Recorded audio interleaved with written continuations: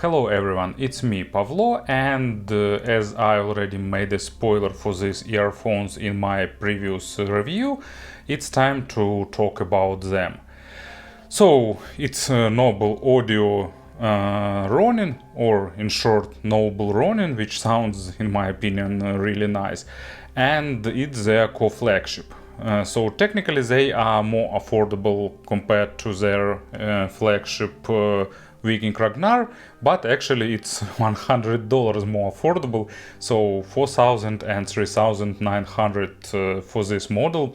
So I think they can be equally considered as co-flagships. And unlike other flagship models by Noble Audio, these use unusual driver configuration, so technically it's a hybrid model but with balanced armatures and electrostatic drivers. So for balanced armatures for bass, for mids, and for electrostatic drivers for the treble, which kind of interesting and exciting. I've tested almost all Noble Audio models, at least flagship ones, so as usual I have high expectation for this model, and let's have a closer look. I don't have a full retail box, but most probably you've seen it in other reviews. It's a bigger cardboard box, and inside you'll get also bigger Nanook case. I have few Nanooks, for example with Sultans, but here I've got just Pelican case, and luckily inside it's all necessary accessories. So pouch with earphones themselves, carbine. Actually not sure what is the usage. I understand that it goes like here, but I'm not sure where you need to put it after that. Okay, won't spend time on that. So here is the hole for carbine, and you can actually not for climbing, of course you can stick it somewhere, and the big set of different tips.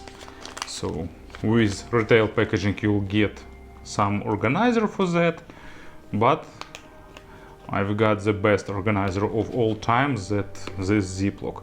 So foams, double flange tips, single flange tips of two types, black with a bit softer silicone and blue central part, and with red stem a bit harder silicone, and of course a cleaning tool.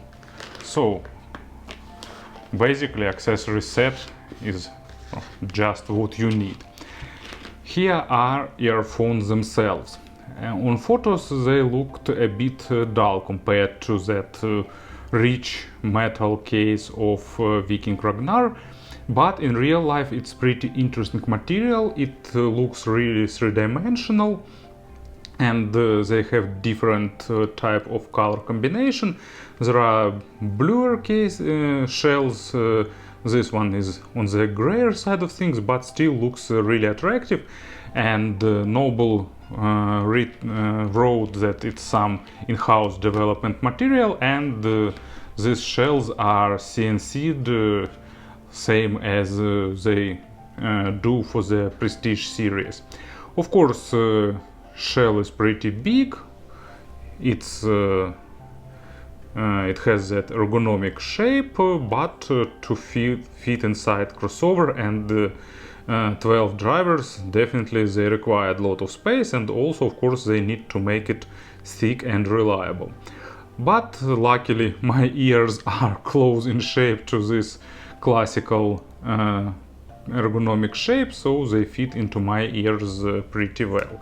And also another good part, they have metal spouts with good grill and really nice lip for holding the tips. Sound isolation is above average, so that's another plus of big shells that isolate your ear channels well. Spouts goes pretty deep to my two ears, but I still found them comfortable in wearing. So let's put the tip back. Still not sure why I'm doing that. and cables are made replaceable. Not sure if I will be able to pull them out. Probably it's better to do not looking through the camera.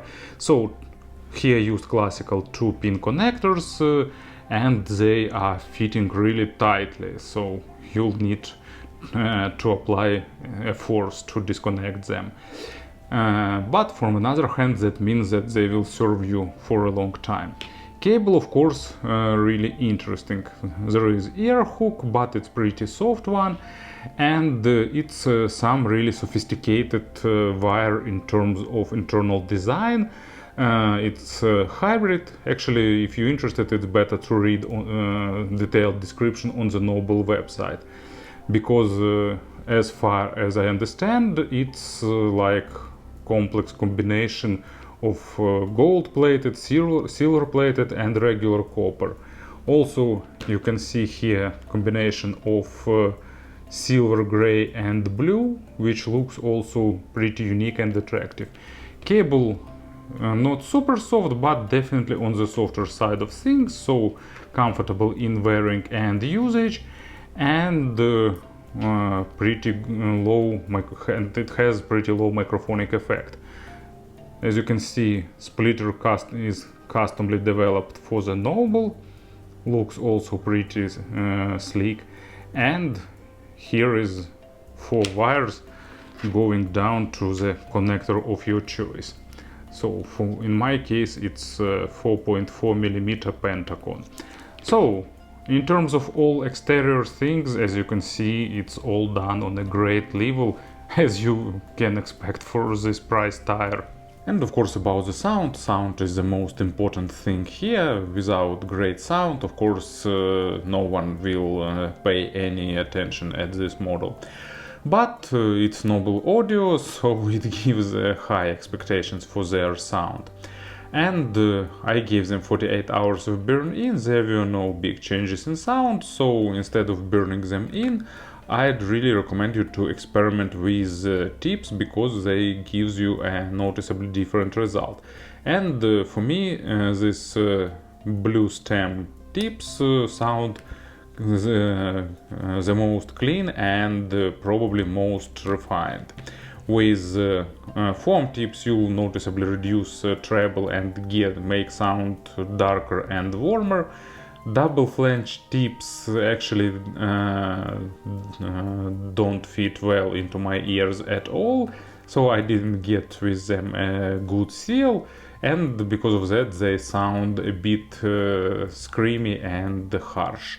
And the red stem tips, actually they making sound more weightier, but at the same time reducing a bit of perceived resolution and technicality. So to my ears this one are the best, but of course if you get this model or any other headphones, so do experiment. Never like try to find the best solution or best combination. It's always a matter of experimenting, and what will be great for one person, like for me, could be absolutely bad for you. So anyway, I will describe my impressions with this blue stem tips.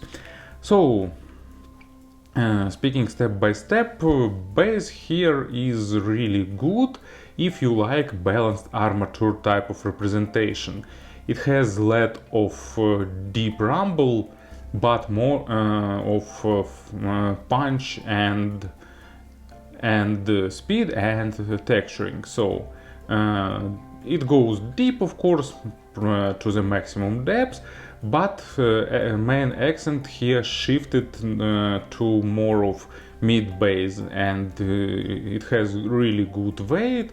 And I'm not speaking about resolution, about micro details extraction.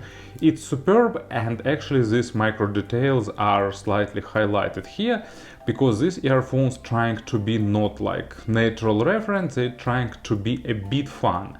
I am highlighting a bit because they still, of course, are great in terms of resolution, in terms of balance and naturalness, but slight hint of added fun, making instruments like more full-bodied, more enjoyable, more present, and sometimes slightly more forward. Maybe if you used to more fine-tuned sound of dynamic driver hybrids, you lack a bit of that deep rumble.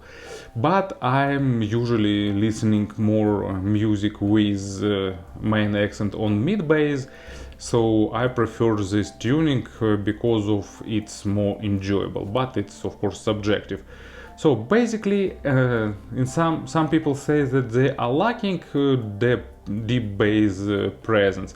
For me, it's enough, but it's not on the level of dynamic drivers. So for me, it's not lacking. It's like a bit different representation. But bass is great. It's multi-layered, enjoyable in any way. Maybe unless you listen to some genres where you need like that deep rumble. But even with such genres, for me they are still enough. But it's a matter of subjective tastes, especially in this price range. And here is Chris Jones, Long After You Are Gone, and you can see that it's from HD Tracks sampler, and Chris Jones worked with audiophiliac labels during his career, and actually it's like some kind of probably rock or like just a song that is hard to pin to some genre. Usually that refers as a rock. And here we have nice full-bodied bass, perfectly recorded, well mixed, so it's like classical audiophilic high-res tracks, and definitely you will enjoy it absolutely to the full scale with these earphones. Bass sounds with great embossing, with great texturing, and the rest of the track of course presented in a nice and enjoyable way. And second example, it's I've selected it on purpose. It's as you can see, James Bond theme by the John Barry Orchestra, and it's an example of like old records. Bass here is present, but it's not accented, so it stays somewhere like no, it's not forward, and it's important that earphones being technical enough to catch this bass and not lose it or not oversaturate it, because it should be present but it should stay with other instruments in mix, and these earphones deliver it really well, and rest of the instruments here too.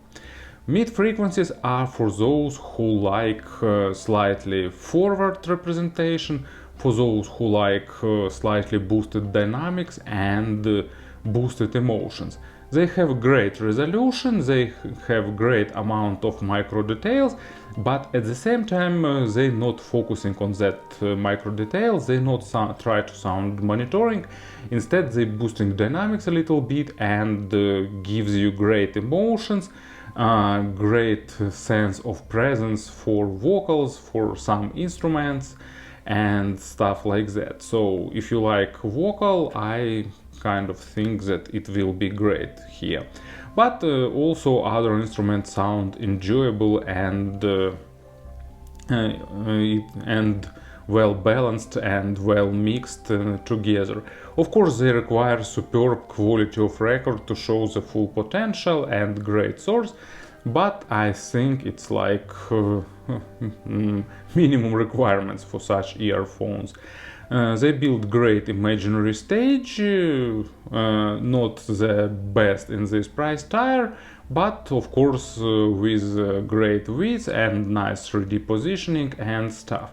So stage is great, but for example Ragnar builds a bit more airy stage for me, but I won't say the difference is huge, and more about comparisons a bit later. So what else can I say here? Good dynamics, weight distribution really depends on source and track. It should be present in the record, otherwise they will show any issues with track. Probably let's go for examples, and the first one is Over the Hills and Far Away. By any means not an audiophilic track, but it's really enjoyable. Probably nowadays Nightwish cover is more popular, but I like the original version. That drum and vocal introduction sounds great, and these earphones deliver it superbly because of that boosted dynamics. Drum sounds like really tight and enjoyable, and vocal, and then where guitar and orchestra part enters, it also sounds really enjoyable, especially I suppose it's violins, but I tend to do some errors here. When violins start, they sounding superbly clear, and they like just blend it into the mix and giving great sense of realism. And second example, also actually it's more audiophilic because it was remixed by Steven Wilson. It's Jethro Tull, called Wind to Valhalla. I really like this track. I like Jethro Tull, and in my opinion it's underestimated group. They of course famous, a lot of people know them, but I think they deserve even more attention. And here we've got guitars, vocal, of course flute, and all that sounds superb thanks to slightly boosted dynamics here. Everything like getting a hint of extra fun and emotions. And treble, like, it's absolutely nothing to complain about. It's for electrostatic drivers, tuned perfectly, and it gives like superb extension, superb layering, proper amount of treble in general. Actually, they like hitting the sweet spot for me in terms of treble representation. Not too much, not too few, just the right quantity, with proper attacks and decays, superb layering, great overtone saturation. So it's really great when you need when track recorded in some room or audience, and it's preserved in record, and these earphones will give you this sense. I will show example for that. And of course all timbre-rich instruments, vocals and things with complex overtones sounds also great. So the first example, reunion of two great musicians, Jimmy Page and Robert Plant, Gallows Paul. It's a noticeably different version from the album one because it performed live, and it's not like super high quality recorded track, but at the same time vocal, Plant vocal gives a lot of overtones, Page guitar work also gives a lot of overtones, and as it's a live record it combines with the sound of the crowd, and that gives really enjoyable and superb results. But to show that at full potential, you'll need good earphones like this. Otherwise you'll get also enjoyable experience, but less of that sense of presence during the live concert. And last, probably the most audiophilic track, it's Arne Domnérus, Jazz at the Pawn Shop, and it's like the track and album just created for the high-end earphones like this or some others.